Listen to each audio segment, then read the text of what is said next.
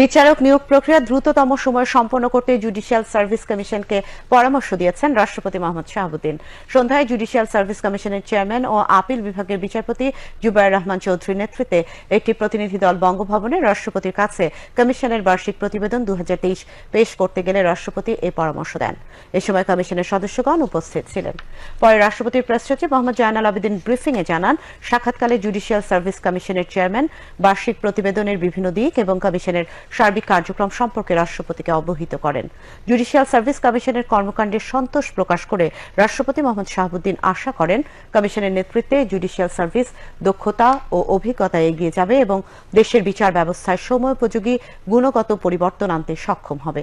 রাষ্ট্রপতির কার্যালয়ের সচিবগণ এই সময় উপস্থিত ছিলেন।